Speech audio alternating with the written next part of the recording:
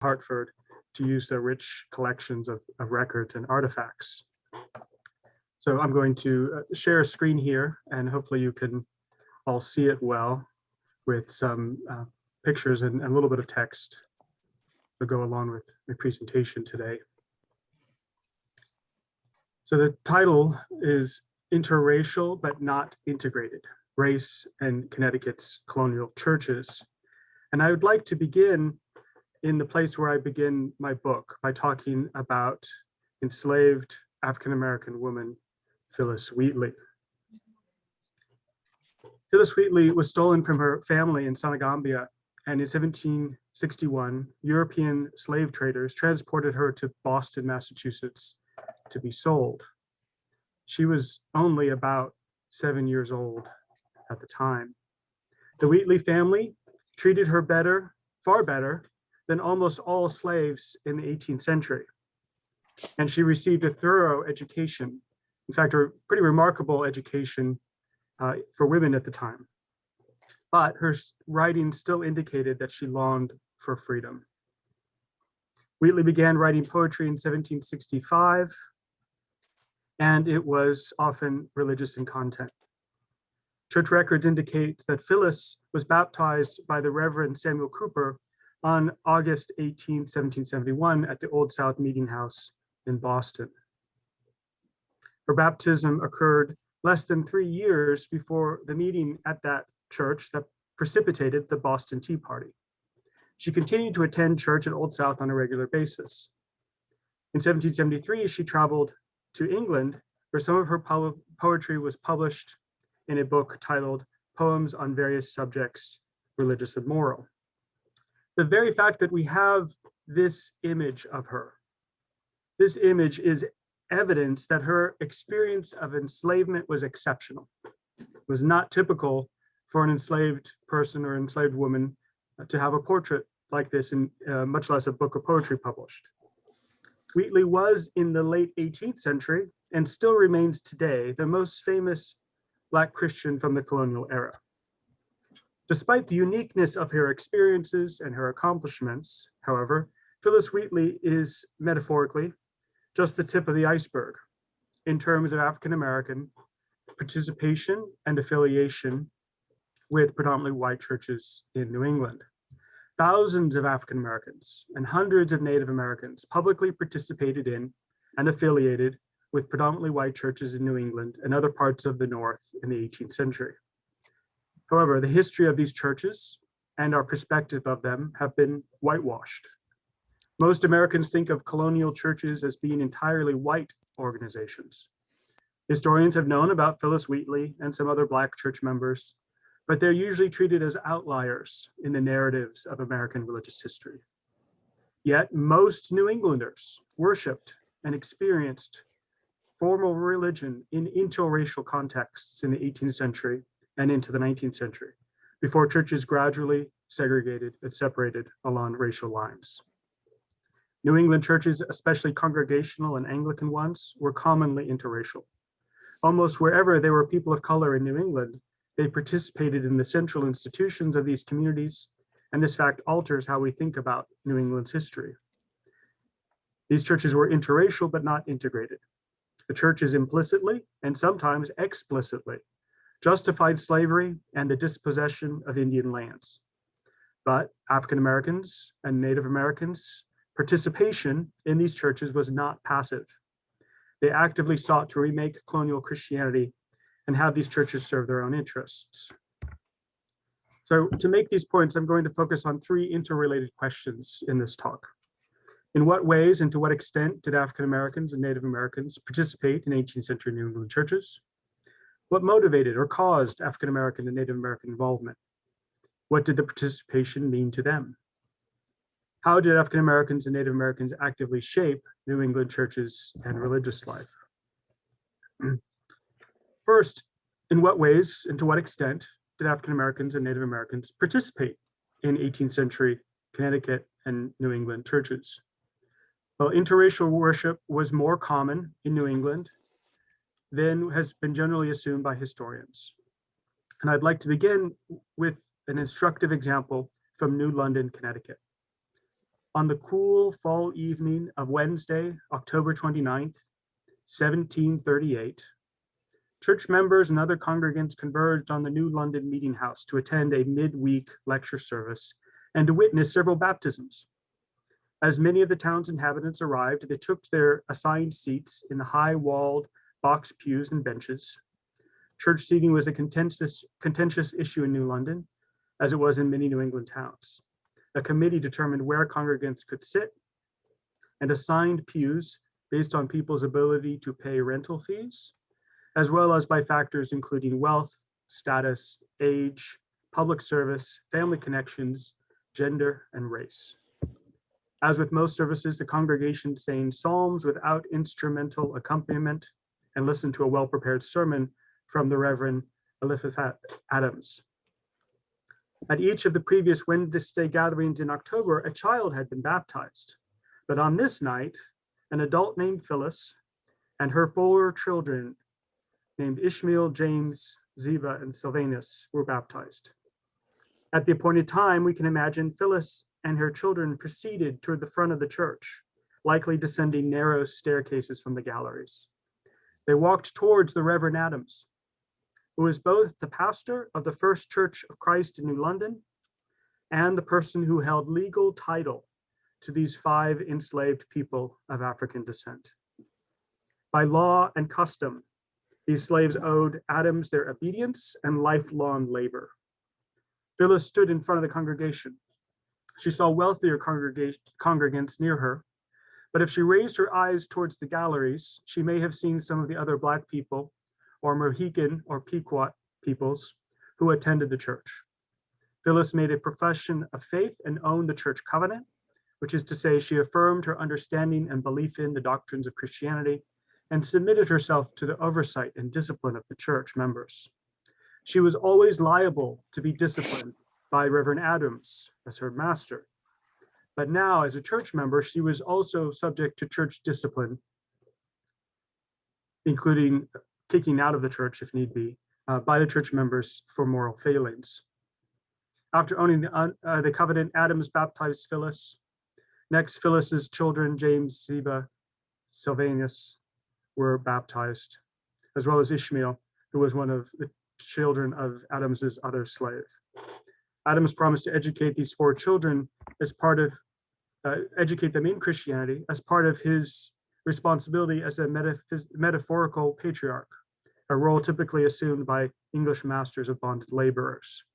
Here's a sermon that he printed from 1735. Part of the title there on the first page of the sermon is The Flock Under My Pastoral Care. And certainly for Reverend Adams, the flock under his care included Black and Indian people. For the Reverend Adams, the sacrament of baptism was a sacred duty performed regularly for the children of believing parents and adults who owned the covenant or made a profession of faith. Infants, children, and adults could all receive the sacrament of baptism, either on testimony of a guardian's faith or on their own profession. Adams baptized 57 people in 1738.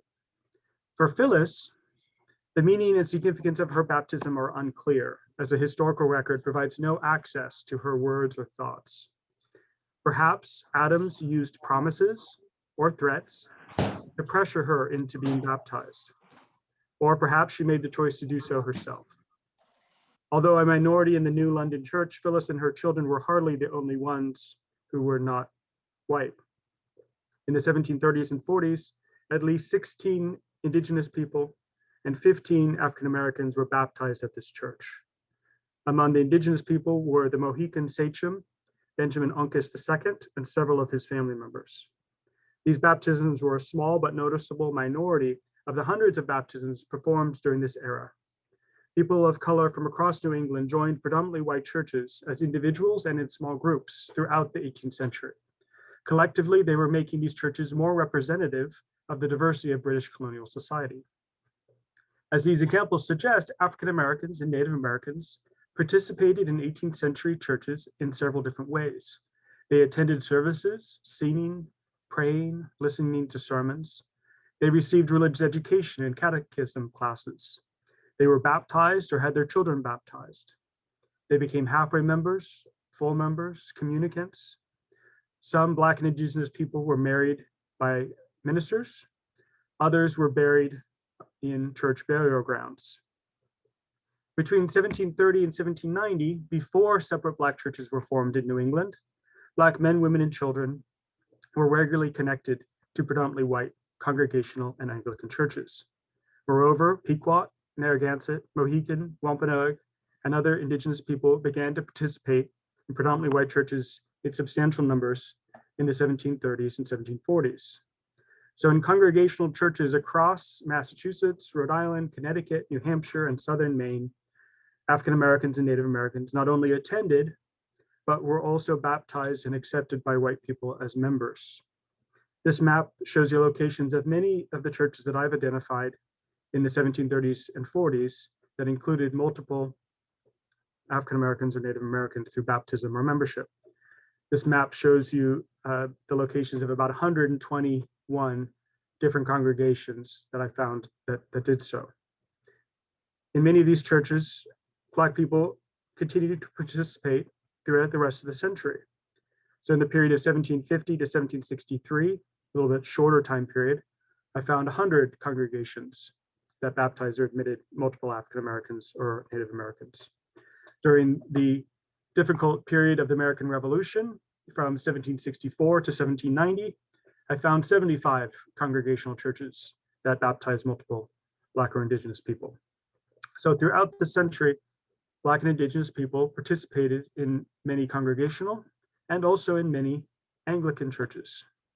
And we know they participated, we know they affiliated because racial notations appear throughout the church records. The racism of the time period meant that racial notations are often included in the church records, which is of course problematic. In this way, churches made meaning of race and helped uphold a racial hierarchy. But they also allow us to count and qualify and figure out how many African Americans participated when and how did that participation change over time. So this church record is from the Old South Meeting House of Boston. This is a list of baptisms that appeared in 1741. Maria, a Black servant to Mrs. Hannah Fairweather, was baptized. And Phyllis, someone who's identified as an Indian servant to Mr. Timothy Prout, and Peter, her son, were also baptized. Now, this term servant in the 18th century usually means slave, especially when it refers to African Americans. But when it refers to an Indian person, it's a little bit more ambiguous. It may have been a hired servant, it may have been someone who was indentured and forced into servitude, or it may have been an enslaved Native American. We see another example. This is from Abington, Massachusetts Congregational Church.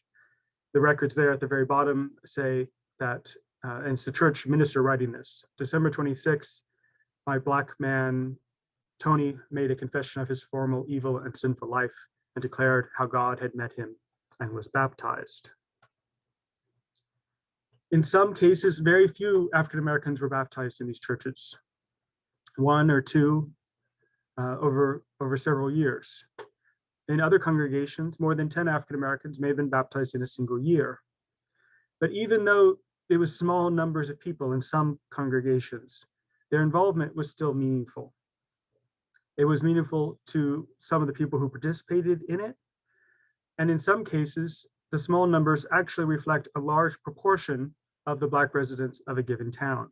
Some towns didn't have very many enslaved African Americans or free African Americans in the 18th century. So for example, the Second Church of Christ in Amesbury, Massachusetts, baptized one Black child and one Indian child in the 1740s. And then in the 1750s, the church baptized 4 African American children. But Amesbury had an estimated population of only 5 Black people over age 16 in 1755. And the town had more than one congregational church. So a fairly large proportion of African Americans in that town participated in one of the churches. Almost everywhere across New England where there were African Americans, and that's over most of New England, they attended weekly worship services and occasionally participated in rituals like baptism. Anglican churches often had higher rates of baptizing African Americans than Congregational churches. This map shows you the locations of Anglican churches from Philadelphia, Pennsylvania in the south, all the way up to Portsmouth, New Hampshire in the far north. That included multiple African American baptisms in the 1760s and 1770s. The Connecticut churches on this map include Christ Church, Newark, Connecticut, Trinity Church of New Haven, Holy Trinity Church of Middletown, Christ Church of Stratford, St. John's Church of Stamford, and St. Andrew's Church of Simsbury. African Americans routinely are baptized, routinely participate in catechism classes, and also are admitted as communicants in Church of England parishes in the 18th century.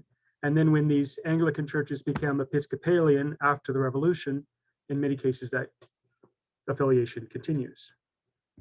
Trinity Anglican Church in Newport, Rhode Island was the Newport, Rhode Island congregation that had the highest rates of African American baptisms throughout the 18th century. During the 1760s and 1770s, more African Americans were baptized at this church than were baptized at all of Newport's other churches combined. Between 1764 and 1776, at least 51 African Americans were baptized at this church. 21 of them were adults. Several Connecticut churches, particularly those near Mohican and Pequot land reserves, had high numbers of Indian participants, in addition to some Black congregants, particularly the churches in Groton, Stonington, New London, Lebanon, Old Lyme, Hebron, Norwich, Connecticut, were places where Indians were most active during the 1730s and 1740s, before affiliation dropped off. Samson Occam, a Mohican, pictured here, played a significant role in the development of separate Indian churches, as many Mohicans, Pequots, Shinnecocks, Narragansetts stopped their affiliation with predominantly white churches after affiliating with them, left and founded and formed their own churches. Occam was trained in theology and then was examined by the New York Long Island Presbyterian, was ordained as Presbyterian minister in 1759. Only small numbers of Native Americans affiliated in New England churches after the 1750s, and most of those who did were servants living in predominantly white households far away from their own communities. These churches, as I've already said, were interracial, but not integrated. Black and Indigenous people did not participate in these churches on equal terms. Throughout the colonial period, Protestant ministers routinely owned enslaved people, participated in their commodification, and asserted their possession of people in the church records with phrases such as "my servant" or "my slave." These bits of text here are taken from the mid-1730s parish records of the Congregational Church in York, Maine. This parish raised 120 pounds to purchase a slave for the parish and the Reverend Samuel Moody. A few years after this purchase, Reverend Moody was not happy with this enslaved man, and the parish voted to dispose and make sale of this man named Andrew, belonging to the said parish, at the best advantage. Not only did ministers and churches use the labor of enslaved people, but they sometimes sought financial advantage in selling them. Moreover, white churches put limits on the participation of Black and Indigenous people in these churches. These churches usually did not allow Black or Indian people to vote in church affairs and did not allow them to hold leadership positions. Along with seating arranged by status and sometimes by gender, predominantly white churches required Black and Indian people to occupy segregated seating in the balconies or the back of the church floor. Old South Church in Boston in 1730 hired somebody to provide, quote, oversight of the children and the servants in the galleries. So they hired someone to watch over and monitor the behavior of children and servants, a couple of the groups who were forced to sit in the gallery. On one occasion, for an ordination service in 1733, the Congregational Church of Bradford, Connecticut, ordered that, quote, no Black servants be admitted to enter into ye meeting house, end quote, in order to leave plenty of room for white attendees. Black and Indian people participated despite the limitations and marginalization that they experienced, and even though the churches helped justify slavery and the dispossession of Indian land. So despite the limitations, what motivated or caused African Americans and Native Americans to be involved in these churches? Well, the short answer is that there was a wide variety of reasons. Church services were opportunities to see other enslaved friends and family members who were often scattered across a town. Black and Native Americans often sought educational opportunities that churches offered. Church membership in the colonial era conferred a degree of social status that was unavailable in any other way to Black people. Christianity could provide a positive identity for enslaved people. And the Native Americans often sought help from sympathetic ministers to deal with legal disputes that they were having with other colonists. So this is a picture of the Second Congregational Church of Newport, Rhode Island, and the Reverend Eliphalet Stiles. Many African Americans were baptized and admitted to membership in this church, and Reverend Stiles held weekly catechism classes for Black children and white children together at this church. And Black children were almost always present with white children at his catechism classes, learning to read and learning church doctrine at this church. Even more so, the Anglican churches of the North provided access to literacy. The enslaved people could come to Anglican churches and attend weekly classes to learn how to read. Trinity Church Newport operated a charity school for educating Black children, funded by the Bray Associates of London. In 1771, this school at the church enrolled 30 Black children who were taught reading, writing, sewing, and other skills. In the spring of 1774, there were 38 Black students. And the name of the masters who sent many of these enslaved children to this school matched the names of many of the African American adults and children who were baptized at this church. And there's a correlation between attending school here and participating in the church more broadly. Churches sometimes also provided other practical benefits as well. In 1765, the vestry of Trinity Newport voted that, quote, the church wardens hire a room for Marcador, formerly a slave of Nathan K. Esquire, deceased, set him free and pay his rent for 1 year. The vestry of Trinity Church received an enslaved man as a gift, an estate bequest, but instead of selling him or using his labor, the church voted to free him and pay for him to have a place to live for the year. Now, this sort of generosity was very rare, but enslaved Black people knew that church affiliation could bring tangible benefits, such as education, access to white patronage, and places to socialize. Keene's Chapel and Christ Church in Boston distributed some of their poor relief funds to free African Americans in the middle decades of the 18th century. And many Black and Indian people affiliated with white churches because pastors and congregants actively ministered to them in times when they were searching for spiritual meaning for their many worldly ills. Sarah Osborne of Newport is a great example of this. She led a revival in her home where she taught and shared Christianity with many free and enslaved African Americans. Catherine Breckus has a really great book about Sarah Osborne called Sarah Osborne's World. Although their options were severely limited and restricted by the confines of slavery and colonialism, some Black and Indian people seemed to find spiritual fulfillment in these churches.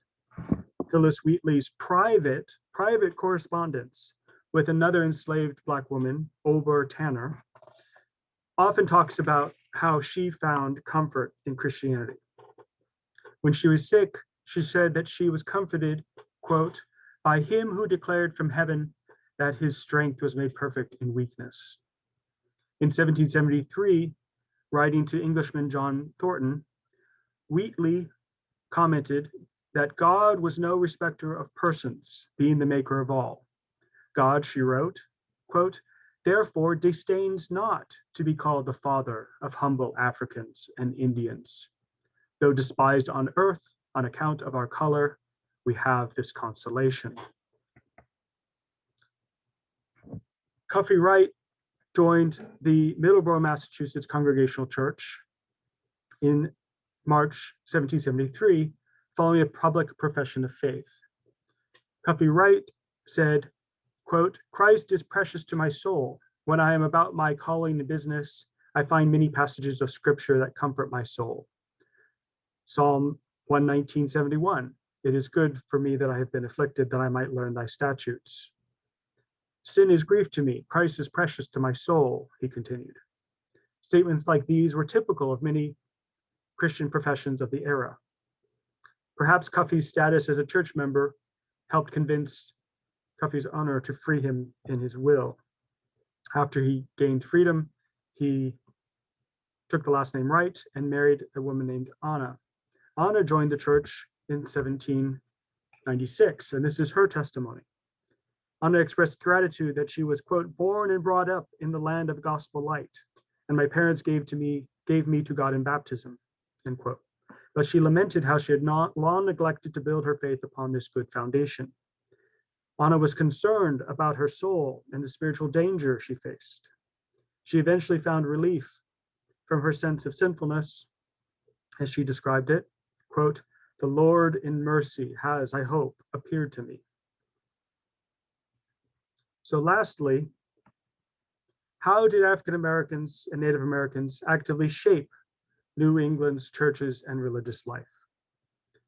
It should be noted that their participation in churches helped shape and change these institutions and religious life more broadly in New England.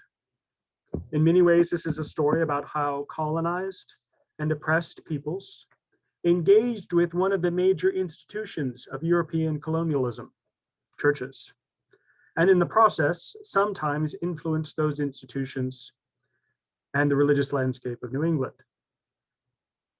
Black Christians helped push white Christians into anti-slavery positions in the 1770s and 1780s.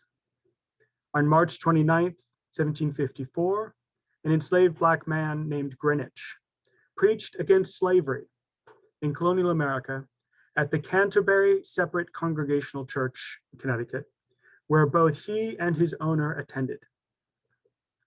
Greenwich referred to passages from Genesis, Exodus, 1 Kings, Jeremiah, and Proverbs. He quoted Exodus 21:16, which states, quote, "He that stealeth the man and selleth him, or if he be found in his hands, he shall surely be put to death." Greenwich condemned how whites, quote, "steal as many Africans and bring them over into your country to make slaves of their soul and body." He used the faith that he shared with many white churchgoers to confront the assumptions about race and slavery that white colonists took for granted. If Greenwich had not attended this church, he would not have been able to publicly condemn his enslavement in this way. His condemnation of slavery did not exclude his further participation in this church. In fact, he went on to become a full church member in 1766, but he did not gain his freedom until 1776. We don't know how many other people there were like Greenwich, but convinced that other enslaved African Americans took the Christianity they heard in interracial churches and understood it as an anti-slavery Christianity. Christopher Cameron has made the case for the importance of congregational churches for the development of anti-slavery ideas and the anti-slavery movement among African Americans in Massachusetts in the 18th century. And certainly religion played a big role in the petitions that African Americans sent to legislatures calling for an end to slavery. African Americans petitioned the Massachusetts legislature in 1773, seeking emancipation. They testified to the injustices of slavery and referenced their religious beliefs. The petitioners in Massachusetts said, quote, "We have no property, we have no wives, no children, we have no city, no country, but we have a Father in heaven, and we are determined, as far as his grace shall enable us, and as far as our degraded, contemptuous life will admit, to keep all his commandments. In 1780, a group of enslaved African Americans in Hartford petitioned for freedom. The Hartford petition directly quoted 9 biblical passages and referenced several others. They had a detailed knowledge of scriptural texts, and they skillfully interpreted them to show the justice and necessity of emancipation. They told the legislatures that they, quote, pray to God that he would send forth his good spirit into your hearts and remind you of your duty and make you instruments of binding up the brokenhearted, of proclaiming liberty to the captives. Black believers made strong connections between Christianity and emancipation and helped push white Northerners in that direction. People of color also opposed racial segregation. In 1764, an enslaved Black man named Nim in Litchfield, Connecticut, disregarded the racial and social hierarchies within his church by repeatedly occupying a gallery pew reserved for white people. He also defied his owner, who instructed him not to do so. A brawl happened in the gallery on one Sunday morning, and several white men threw Nim headfirst out of the pew. Several court cases followed, and the first court case actually fined the white people for attacking them and causing this disturbance on a Sunday morning. Once Black and Indian people claimed Christian faith for themselves, and through their participation in predominantly white churches, they grew increasingly insistent that they should be treated by their white fellow believers as Christian brothers and sisters. Indians, tired of discrimination, left churches in droves to form their own independent congregations in the 1750s. In the 1740s, many Narragansetts had affiliated with the Reverend Parks Congregational Church in Rhode Island. But after experiencing discrimination and prohibiting them from speaking, many of the Narragansetts, or most Narragansetts, left, and they ordained one of their own, Samuel Niles, to be their minister. And he led this church for several decades. After 1790, unwilling to suffer segregation in churches too, African Americans began to form separate Black churches in which they could enjoy full respect and freedom and autonomy. This is a picture from the early 19th century of the African Meeting House, the first Black church in Boston. The development and spread of Indian churches after 1750 and African American churches after 1790 diversified the religious landscape of New England, creating a more diverse, complex, interesting religious landscape across the region. In sort of an ironic coincidence, just as churches were beginning to separate, the Reverend Lemuel Haynes begins his career as a minister in predominantly white churches. Haynes was born in West Hartfield, Connecticut in 1763. He served in the Revolutionary War. He studied theology in Canaan, Connecticut, and he was qualified to preach in 1780. Eventually, he's ordained in 1785, and he serves as the minister to the predominantly white Torrington, Connecticut Congregational Church for 2 years before leaving and taking his family to serve as a minister in Rutland, Vermont, where he served a predominantly white church for almost 30 years. Although Haynes preached against slavery, the generation of Native American and African American leaders that followed Lemuel Haynes were more radical and continued to reshape the religious landscape of New England. Increasingly, in the period of 1820 to 1850, Northern white people expressed anti-Black and anti-Indian sentiment, instigated race riots, and promoted segregation in churches, schools, public transportation, work, and neighborhoods. Urban race riots targeting African American churches, targeting African Americans and abolitionists became all too common across the North. Providence, Rhode Island in 1824 and 1831, New York City, 1834, Hartford, 1835, and elsewhere experienced riots where mobs of white, mostly working class people attacked African-American neighborhoods, sometimes leading to the destruction of African-American businesses, homes, and churches. As Black people chose to withdraw or were ejected out of white churches, these white churches gave moral sanction to segregation as they increasingly functioned as another segregated space across the North. African Americans and Native Americans had withdrawn into their own churches where they could have equality and self-determination, and where they could critique Northern white society. Two of the most radical critics of the 1830s and late 1820s were William Apess and David Walker. William Apess was a Pequot Indian from Connecticut. He was born in 1798 and was indentured as a child. He marked March 13th, 1813 as the day he converted to Christianity, and he eventually becomes an ordained Methodist minister. David Walker was born free in Wilmington, North Carolina in 1785, and he had firsthand knowledge of slavery in the South. In 1826, he moved to Boston and opened a clothing store. But by the fall of 1829, he had written his appeal. Both Walker and Apess critiqued white Americans as, quote unquote, pretended Christians. Apess and Walker argued that white professors of Christianity were actually not Christians because of their actions towards Black people and Indian people were contrary to the teachings of Jesus Christ. Walker asked, quote, "Can anything be a greater mockery of religion than the way it is which it is conducted by the Americans?" Walker made sharp distinction between pretended Christianity and the Christianity taught to him and other African Americans by Jesus and his disciples. Walker and Apess contended that it was white Americans, not Native Americans, not African Americans. It was white Americans who needed to convert to Christianity. So for too long, historians who have written about colonial New England's churches have written about them as if there were no Black or Indian people present. On the contrary, most Congregational and Anglican churches in New England included people of color.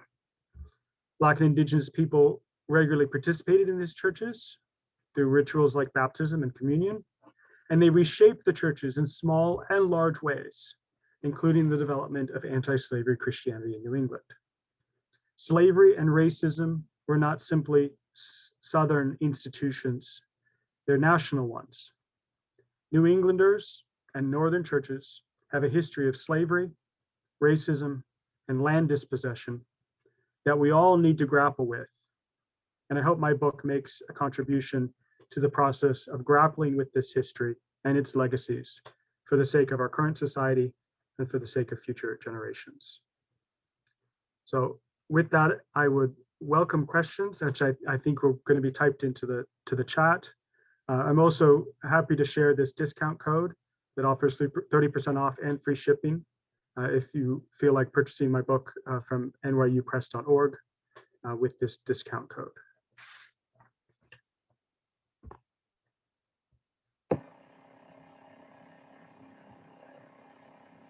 Again, if you have any questions, feel free to put them in the chat. I know it takes a minute to type.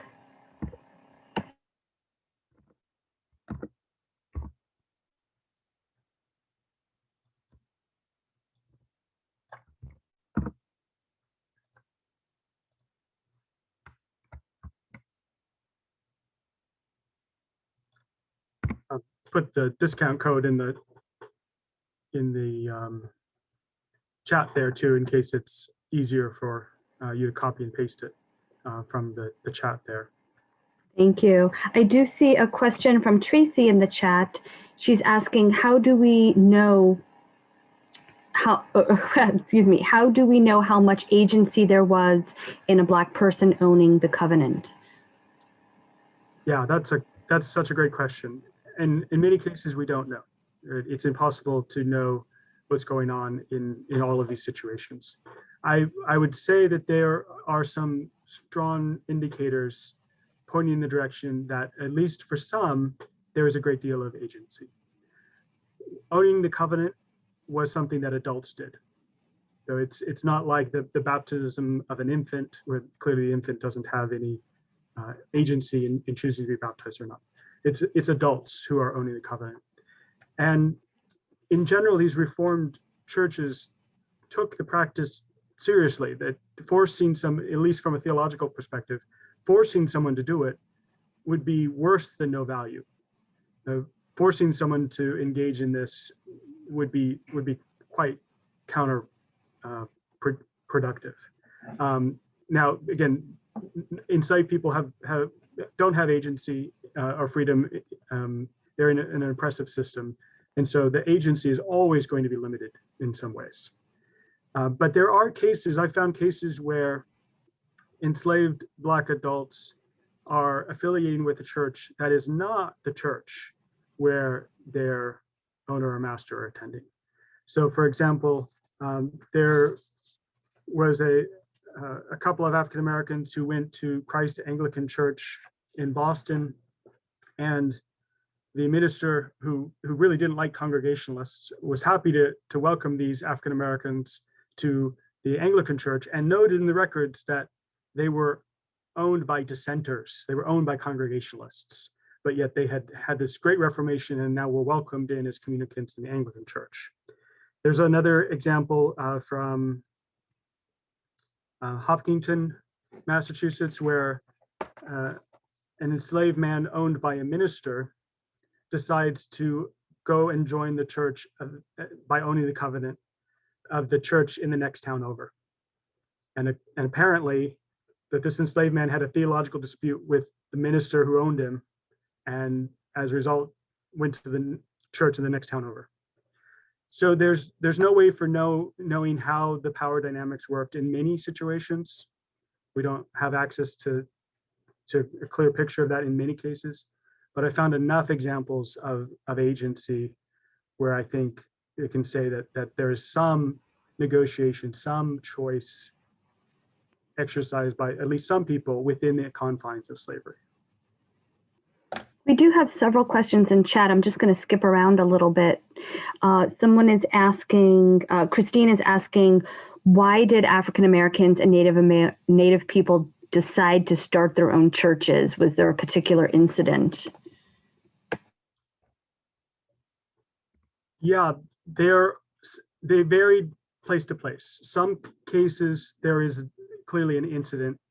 Some places there are a series of working and trying to have equality within the congregation, and they work and they fight and they try to have equality, and when they're rebuffed time and time again, then they finally say, that's enough, we don't need to be in fellowship with you, we can start our own church. Other times it's not as clear that there is an incident. We know the best example of course is Richard Allen's biography or autobiography, where Richard Allen describes an incident at the Methodist Church in Philadelphia. But the timing there's a little unclear. It seems like African Americans were already planning in Philadelphia, already had begun to build their own separate church before the incident where they are told to move during prayer, and where they are sort of forced up in the middle of prayer, and then they all leave the predominantly white Methodist Church together. Overwhelmingly, when separate Black churches are formed across the North, the first reason, someone wrote, the primary cause of the separation, African American leaders said that the first reason was for the glory of God and for the benefit of our brothers and sisters. So in other words, they did recognize racism, they did recognize discrimination and unequal treatment as one of the causes, but time and time again, Black leaders also said that our first motive, our first cause is religious. We believe that we can convert more people in separate churches than we can continuing in interracial churches. A related question to that, Natalie is asking, how have these Christian churches justified or come to terms with their history? That's a great question. I think there's been a lot of work in the last 10 years with congregations looking and exploring their history. but there's still a lot more work that needs to be done. I can think of several congregations that have done extensive studies in their own records, trying to understand their support of slavery, their complicity with slavery, and understanding the lives of unfree people in their congregations past. Old South Church in Boston has done this. Trinity Church in Boston has done this. There was a book that came out, a minister of a Congregational church on the seacoast of New Hampshire studied and found and published a whole book about all the African Americans in the Hampton Falls area Congregational churches from the 18th century. So there has been a lot of work. There has also been occasionally resistance to bringing up this history. I won't name names there, but there have been a couple of situations where churches have not wanted information about their complicity with slavery in the past revealed. And so I think that's troubling, and there's certainly more work. I think more New Englanders need to understand the history of slavery in New England and its long-term legacies. Next question, Dr. Bowles. Someone is asking, what is the best way to research church records? Is it to go church by church? She's researching specifically Native American family history in Connecticut. So the Connecticut State Library consolidated most 18th century, 17th century church records at the state library. So that's the first place to begin. They have indexes where you can look by name, and some of those indexes have categories for people who don't have a last name, and that's often Native Americans or African Americans in the 18th century. And they have microfilm versions and original versions of a lot of colonial church records. So that's usually the first place to look. The Connecticut Historical Society has a lot of church records, has a lot of transcriptions of colonial church records. So that's another important place to look.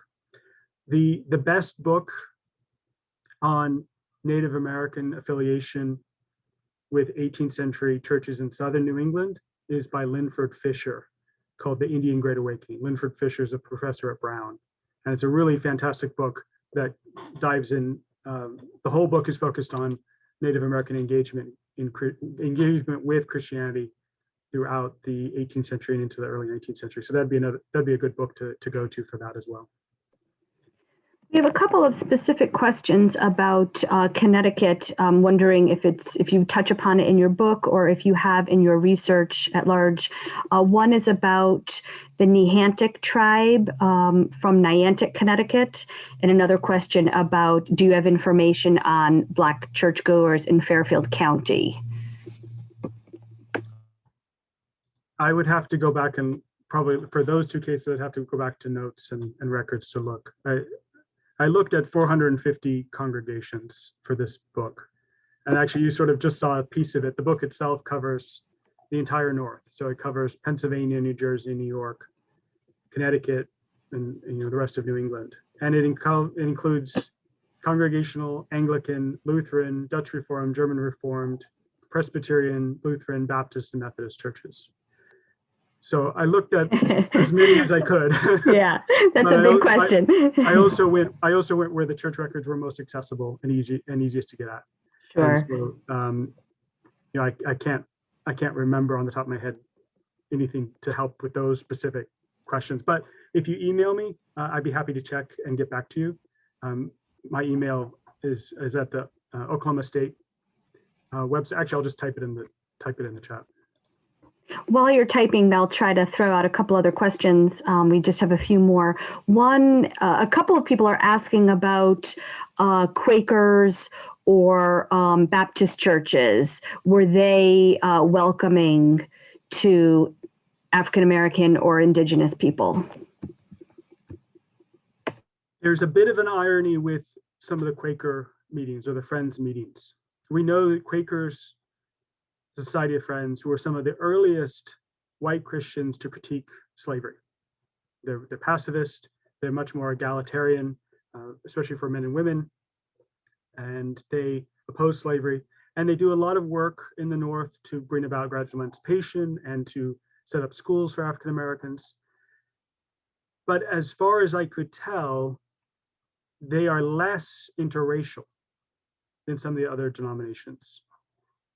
Not all, but in general, there was a sense that African Americans, and maybe I need to look at this more, but my sense is that Native Americans and African Americans were not joining Friends meetings as frequently.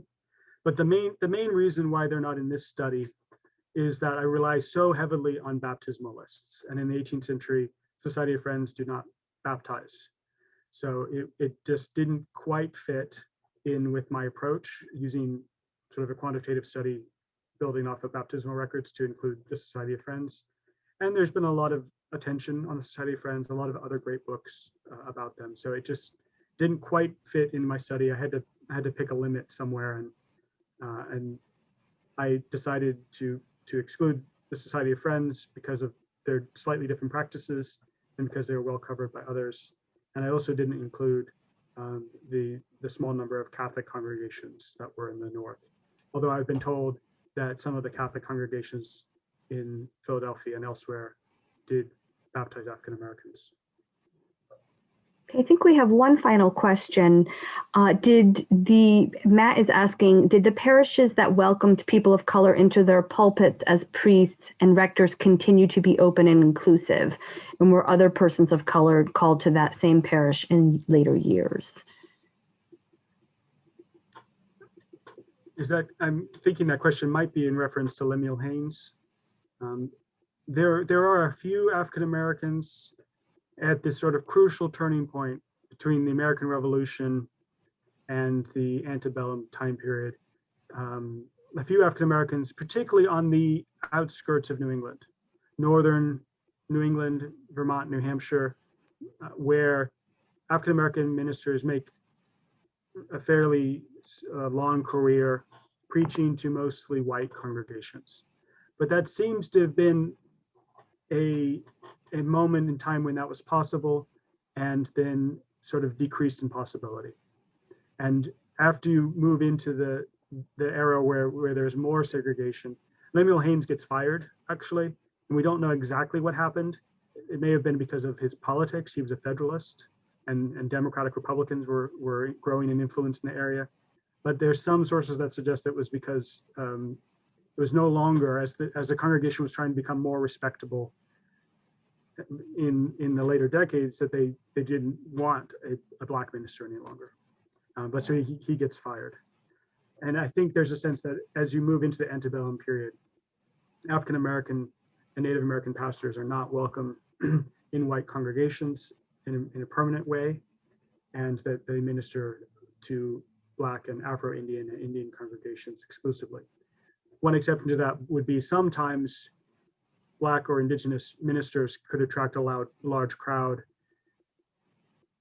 William Apess attracted some large crowds when he gave some sermons in Boston, but there's a sense in which there were people showing up more for the novelty of it and wouldn't have been willing to have William Apess or someone else as their permanent minister.